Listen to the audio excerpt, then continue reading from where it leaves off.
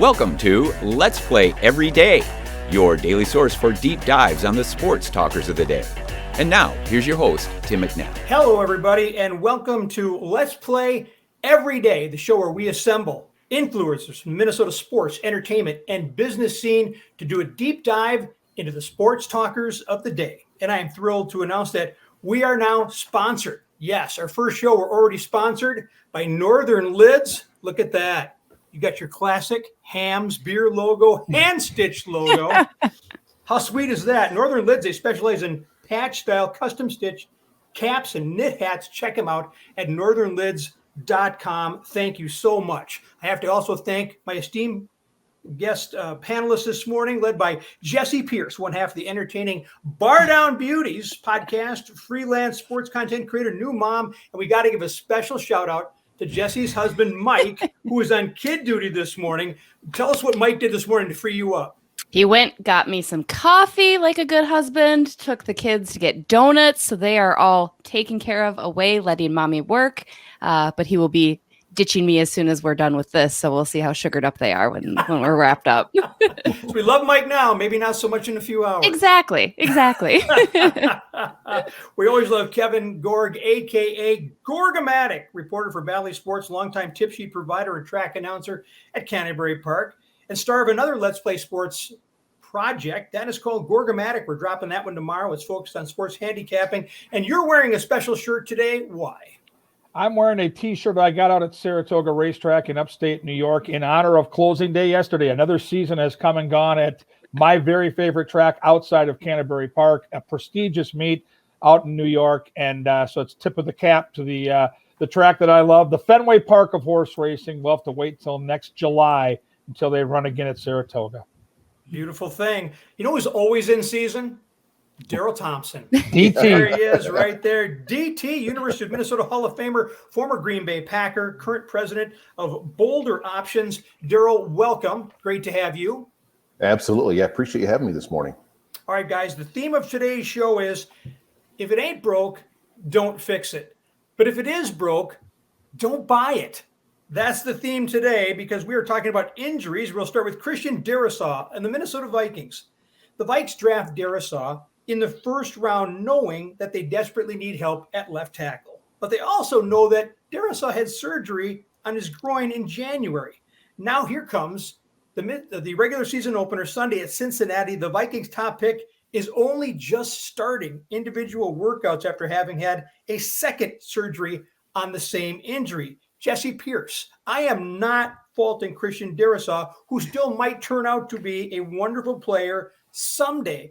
But am I the only person who views this as a major fail by the Minnesota Vikings front office? I mean, yes and no, because they knew about the injury when they drafted him, but this was their guy. They traded down to get Darrisaw. This was the one that they wanted to go for. And you look at, I think the next left tackle that went high was maybe 44 or something like that. So, I mean, he was the top prospect in that position. And with how porous the offensive line was last year, that was definitely something they needed to fix. So, I mean, they went and got their guy. They stuck by their decision.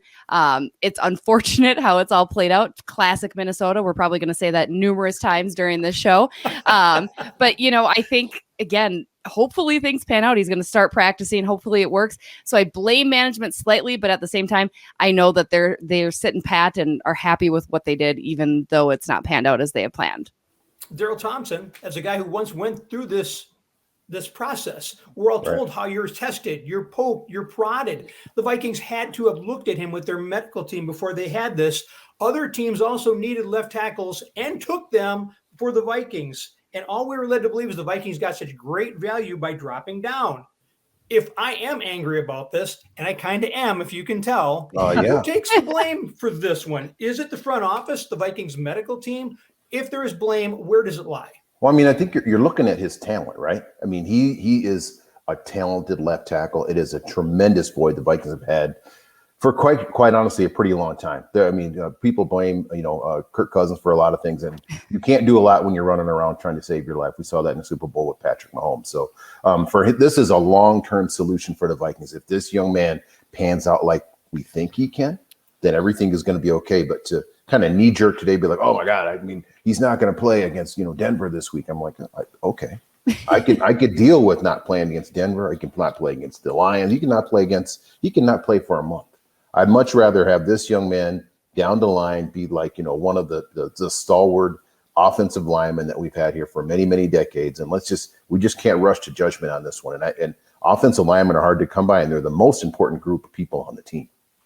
KG, I had a planned question for you. I'm just going to change it up slightly. If I go by Daryl's logic on this, you may not be around if you're the head coach or the general manager to enjoy Christian Darrisaw because this football team needs to win now. I mean, left tackle wasn't really an issue on this porous offensive line last year, but does Spielman, is he going to live to see the successful Christian Darrisaw if he recovers 2-3 years down the line?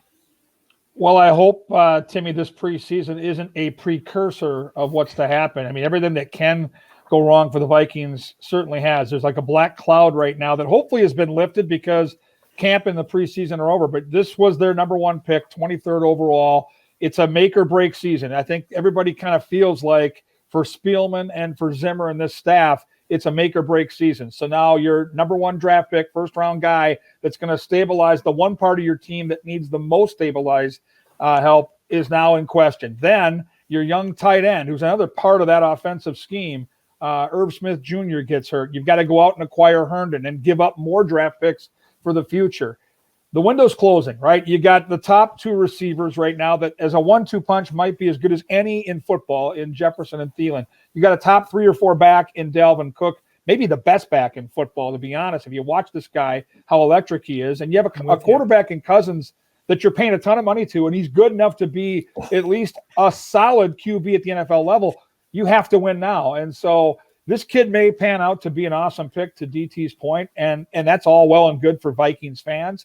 But if you're Spielman and Zimmer, you don't have the time to wait. So back to what Jesse said, the idea that he's practicing Wednesday and we might see him in the first couple of weeks is likely going to be an opportunity to maybe save the season this year, because this GM and this coach do not have year 2 or year 3 with this youngster on the offensive line.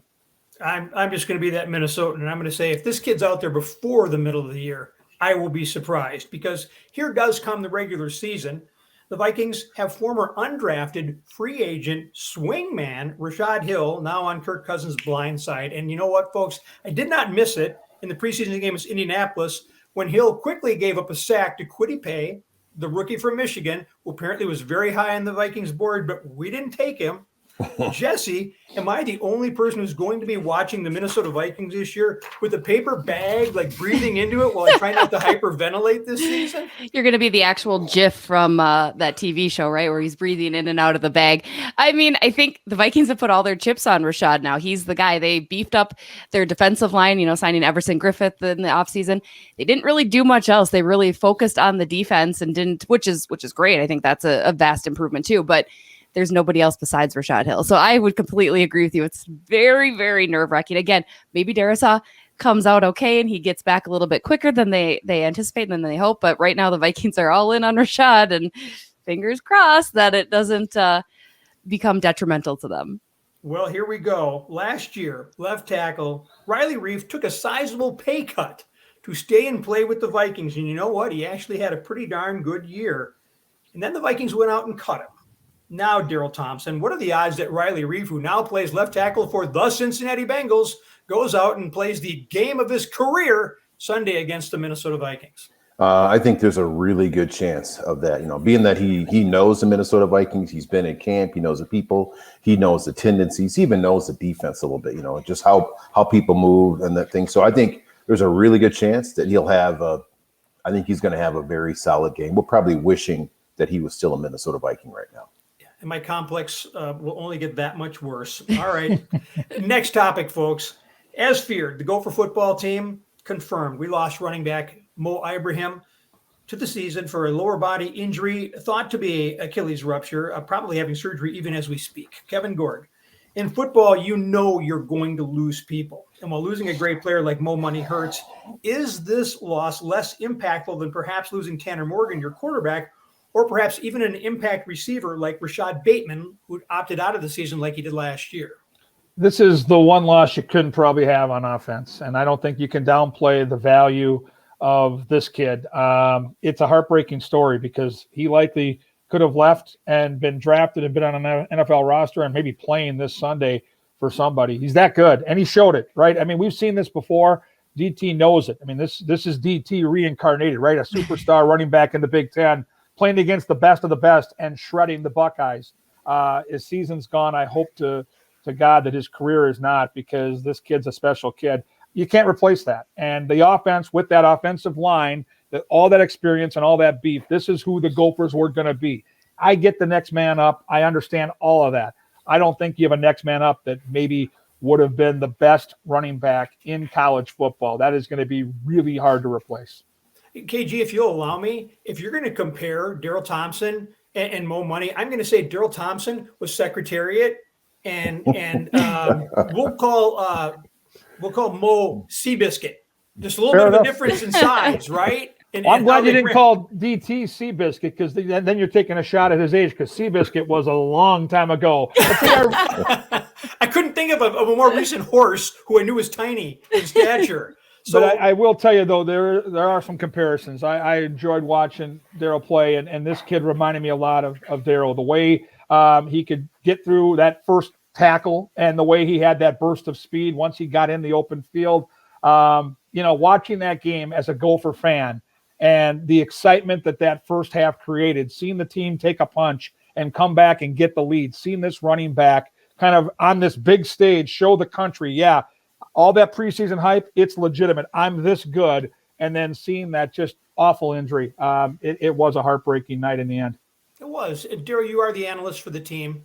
Just give us the who steps up now and how do they adjust or attempt to adjust in his absence? Well, I think there's two people, Trayson Potts and Bryce Williams. They'll be the people that step up, and they're going to have more than their fair share opportunity-wise, and they're different. Trayson's he's kind of a little bit more nifty, and you're right, Kevin, I was a little bit more, I wanted to try to hit people, run over people, run by people, and that's a little bit more what Muhammad is, but he's more patient than I was. I had zero patience when I was running back. I was going to hit the hole, So, but Trayson and Bryce are different. They're different style backs. And I think they'll do a good job, but you're right. I mean, it is very, very difficult to replace Muhammad Ibrahim. He was a tremendous back with, to me, it's his vision and his balance and his patience that make him so special.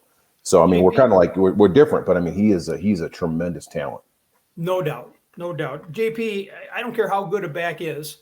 He's not, even if you're Daryl Thompson, you're not going anywhere if you don't have a capable offensive line in front of you. And the Gophers do have that veteran offensive line who actually managed to hold their own against Ohio State. Factor in that favorable schedule. What are your expectations for this team going forward?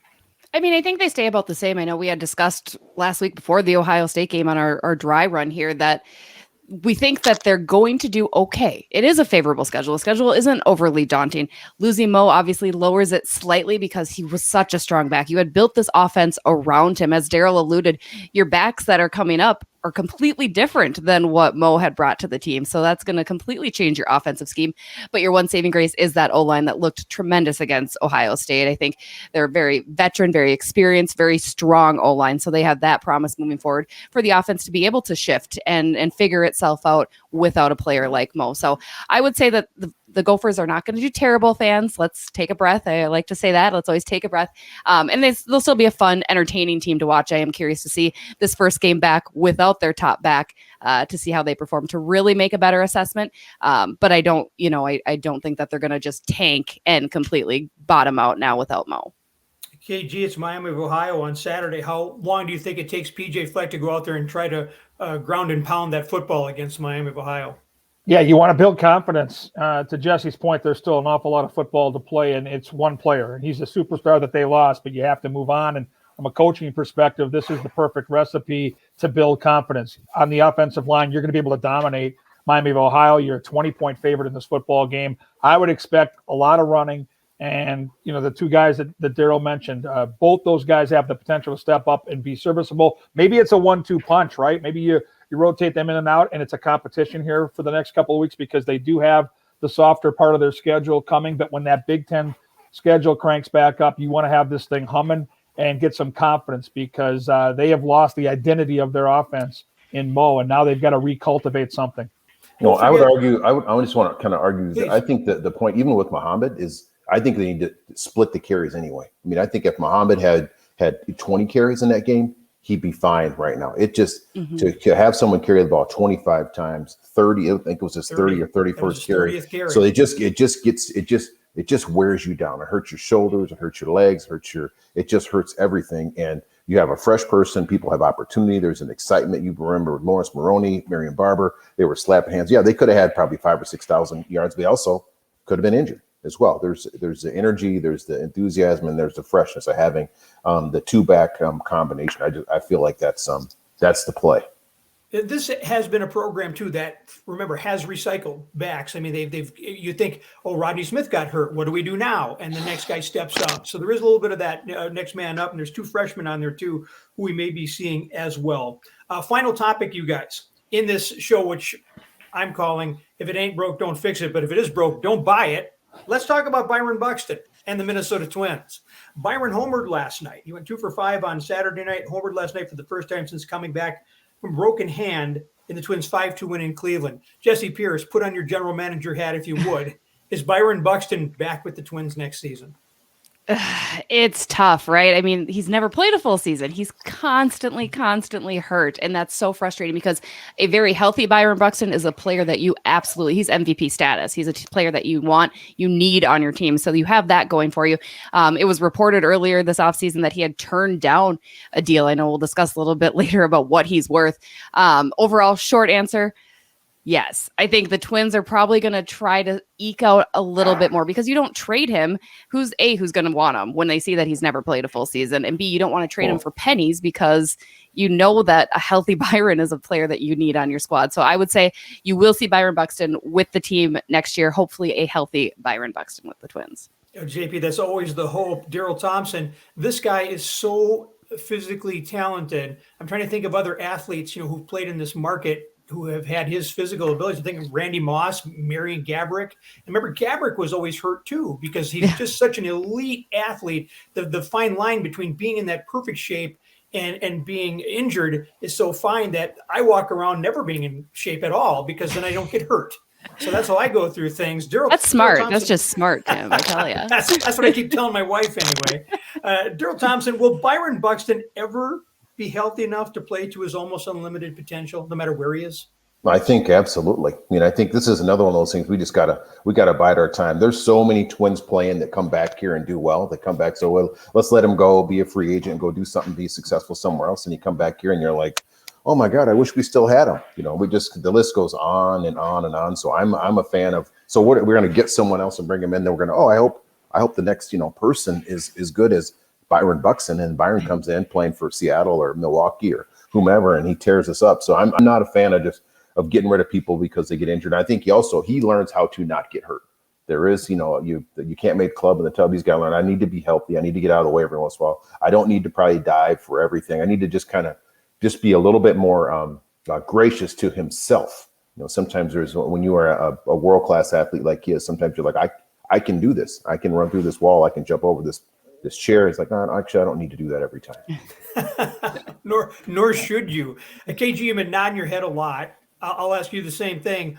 You're the Twins GM. You're Thad Levine. What do you do? Derek Falvey, what do you do with Byron Buxton in the offseason? Well, I think you drafted and developed this kid as an organization. I know these guys weren't here when they brought Buxton in, but he's a rare talent. And there is a way, to DT's point, to maybe modify the approach with Buxton. And I don't think they're ready to completely tear this thing down and build it up from scratch. They're going to have a lot of work to do rebuilding that bullpen and that starting rotation. So I don't think you take the best offensive weapon you have out of your lineup, because a healthy Byron Buxton has an impact on Miguel Sano, right? He has an impact and a trickle-down effect on everybody else that's behind him in that batting order. And then his defense speaks for itself. Whatever pitchers you're going to put out there, he makes them better. Pay him what you need to pay him. Keep him here. I don't think you want to deal with a situation. We'll call it the Big Papi syndrome, where, to DT's point, every player that leaves, they come back and haunt us for years. They're winning world championships. We don't want to see that with Buxton. He's a great kid. I mean, I've been around the kid enough. I know Jesse has as well over there at the ballpark. It's not on anything he does wrong not preparing for the season. This kid's in unbelievable shape.